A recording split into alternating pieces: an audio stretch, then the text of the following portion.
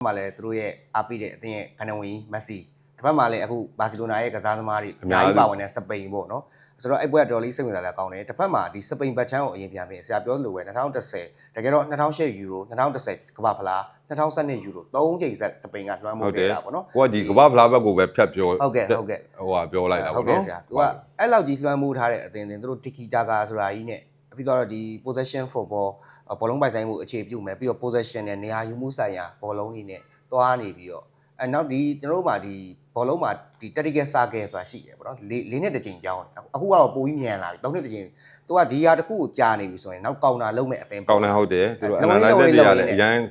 reset တွေ analyze တွေရတယ်အရန်ကောင်းတော့ဟုတ်ကဲ့ဒီ tactical circle ထဲမှာ၄နှစ်ကျော်၅နှစ်လောက်ဒီပိတ်မိနေတိုင်ပတ်တာအခုဆိုပို့ဆိုရ2နှစ်3နှစ်နေတစ်ချိန်ပြောင်းသွားတယ်ဆိုတဲ့ပုံစံမျိုးအဲ့တော့ဒီ Gegen Pressing ဆိုတဲ့ Germany football ပေါ်လာတယ်အဲ့ချိန်မှာစပိန်ပြန်ငုတ်သွားတယ်တက်က Gegen Pressing ကလည်းဒီ long ball တွေနဲ့အတူတစ်ခါပြန်ပြီးတော့ပြီးခဲ့တဲ့2နှစ်3နှစ်အတွင်းမှာပြန်ပြီးတော့လွှမ်းမိုးခံရတယ်ဆိုတော့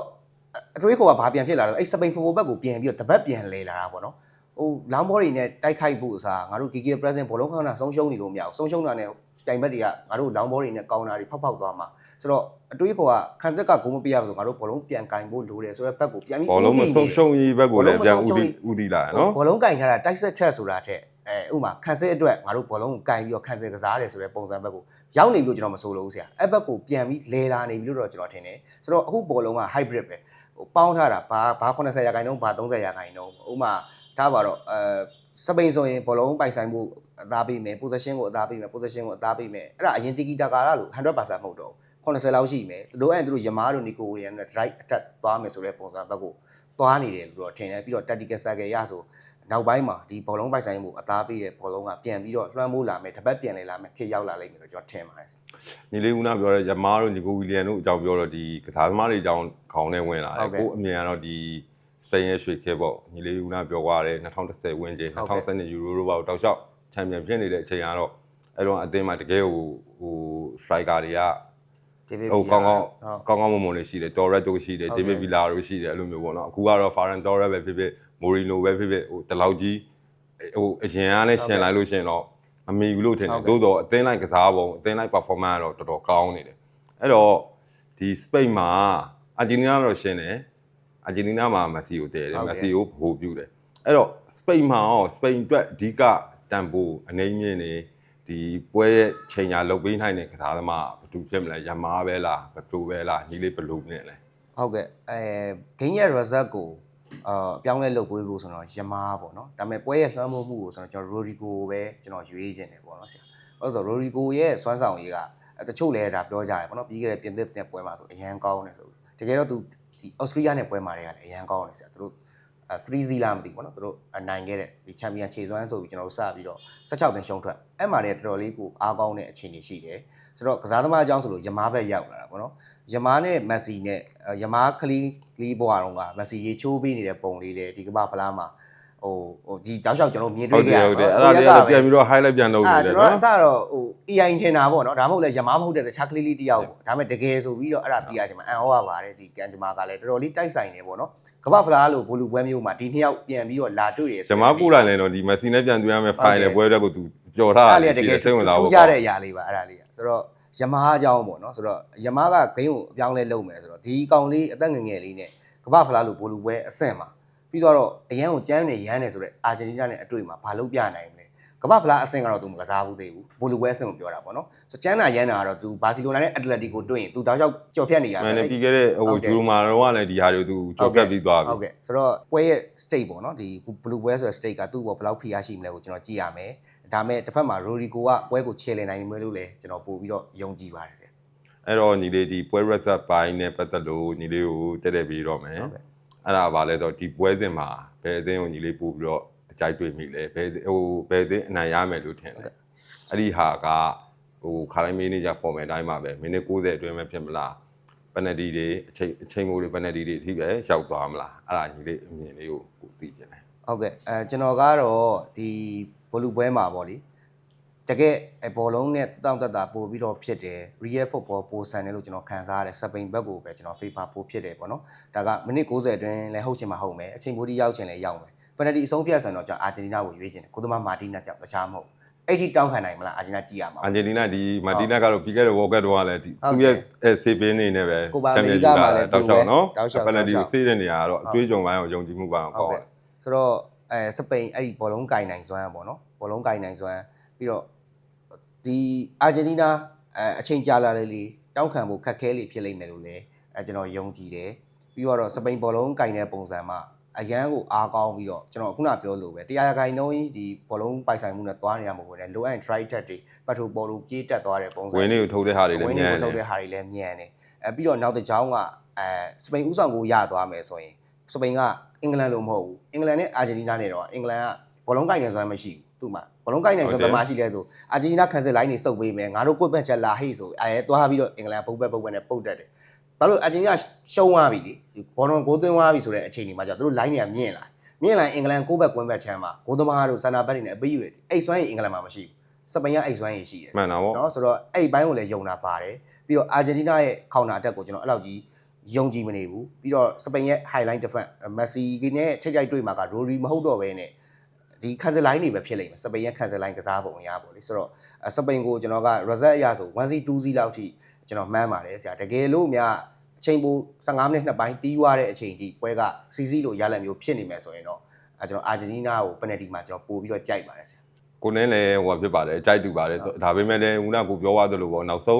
း၄ချိန်မှာ၃ချိန်တိုင်းဘိုလူပွဲတက်လာတဲ့အာဂျင်တီးနားရဲ့လွှမ်းမိုးမှုကိုတော့ကိုအနေနဲ့နည်းနည်းလေးရှုံးတွက်ချင်ဘူးရှုံးတွက်ချင်ဘူးဆိုတာလည်းအထင်ကြီးမိတယ်ပေါ့နော်နောက်ဆုံးမက်ဆီပေါ့ကိုတို့ကဒီမာရိုဒိုနာကိုအရန်ကြိုက်ခဲ့တဲ့သူမာရိုဒိုနာနောက်ပိုင်းမှာ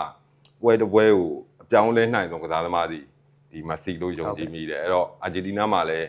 ဒီချန်ပီယံဘက်တူဘက်ချန်ပီယံဖြစ်ဖို့ခွင့်ရရှိတယ်လို့ကိုကအဲ့တော့နည်းနည်းလေးထင်မိတယ်မျောလင်းမိတယ်ပေါ့နော်ကိုတိုင်အာဂျင်တီးနားကိုကြိုက်နေတာလည်းပါကောင်းပါမယ်ဒါပေမဲ့သို့တော့အာဂျင်တီးနားနှစ်နှစ်ဆက်များပိုဆွဲမလားဆိုတဲ့စိတ်လေးနဲ့ဒီပိုလူပွဲကိုကြည့်မယ်ကိုအနေနဲ့ကတော့ညီလေးအနေနဲ့ဒီပိုလူပွဲနဲ့ပတ်သက်ပြီးနောက်ထပ်ဖြည့်ဆွတ်ပြောချင်တာလေးရှင်ထပ်ပြောပေးပါဟုတ်ကဲ့ဖြည့်ဆွတ်ပြောချင်တာကတော့ဒီပိုလူပွဲကတကယ်ကိုကောင်းပါတယ်ဘာလို့ဆိုတော့အနီးကပ်ဆုံးသူတို့ရဲ့တိုက်မှာချန်ပီယံဖြစ်ခဲ့တာပေါ့နော်ဒီဥရောပတိုက်ရဲ့ယူရို2024ချန်ပီယံစပိန်တစ်ဖက်မှာလည်းဒီကိုပါအမေရိကချန်ပီယံအာဂျင်တီးနားဆိုတော့အဲ့နှစ်သင်းလို့ကဒီကမ္ဘာဖလားအဆင့်ဘိုလူပွဲမှာလာတွေ့ရဆိုတာဒါပထမဆုံးအကြိမ်လို့လည်းသိရတယ်ပေါ့နော်အရင်တော့ကကျတော့ဒီတိုက်ရဲ့ချန်ပီယံတွေထိတ်တွေ့တာရှိတယ်ဒါပေမဲ့16သင်းစင်တော့ဟုတ်တယ်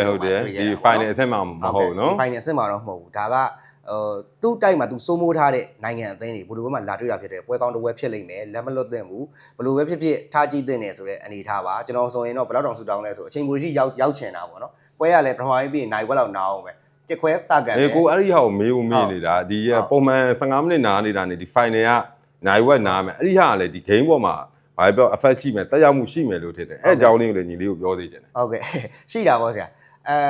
ာဘာလို့လဲဆိုတော့ဒီနိုင်ခွက်နားမယ်အမှရှိုးပွဲလုပ်မယ်ပေါ့နော်ဒီကိုရီးယားအဆိုတော်ဖွဲ့တွေလည်းပါမယ်ရှက်ဂရီယာလည်းပါမယ်အဲ့ရတဲ့ပတ်ဆောင်ရန်ပုံငွေထားပါအဲ့ဒါတွေကကျွန်တော်ဘိုင်းမဟုတ်ဘူးဒီဘောလုံးပေါ်ကိုတည်တံ့ကြည့်ရင်ကစားသမားတွေအနေနဲ့မှန်တယ်တက်လုံးကဒီကစားလာတက်တဲ့ကြောင့်ပထမပြီး15မိနစ်နားမယ်ပြီးကန်မယ်ကျွန်တော်ဆရာတယောက်ကိုမေးထားပါတော့သူကတက်ကတူလေရွေးစင်ဖြစ်ဘူးတော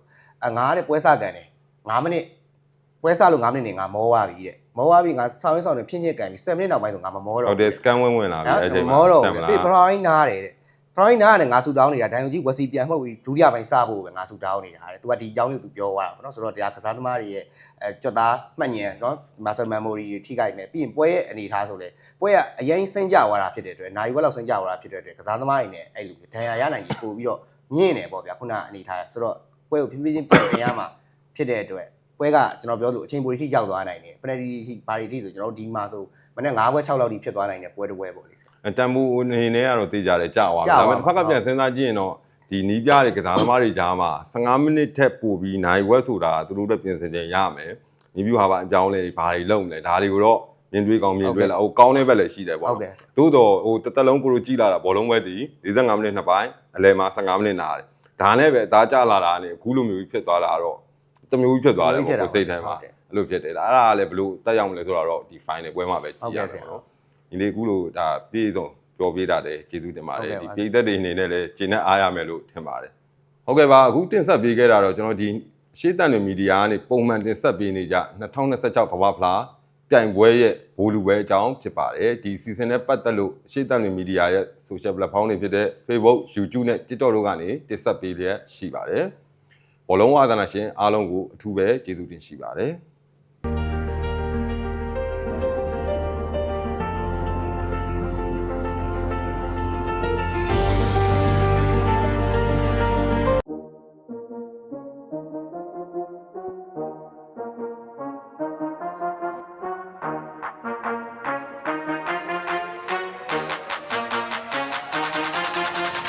မင်္ဂလာပါရှင် SMA Branded Shop ကနေကြိုဆိုပါရရှင် Branded shirt လေးတွေ jacket လေးတွေ hoodie လေးဒီမှာဆိုရင်ဖြစ် MOBB ကထွက်ရှိထားတဲ့ LA နောက်ဆုံးပေါ်အင်ဂျီလေးရှိပါရရှင်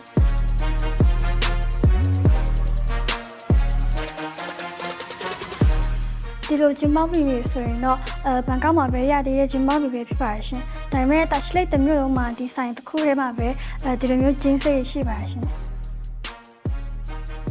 ဒါရရဆိုင်မှာရတဲ့ဖက်လက်လေးပေါ့နော်။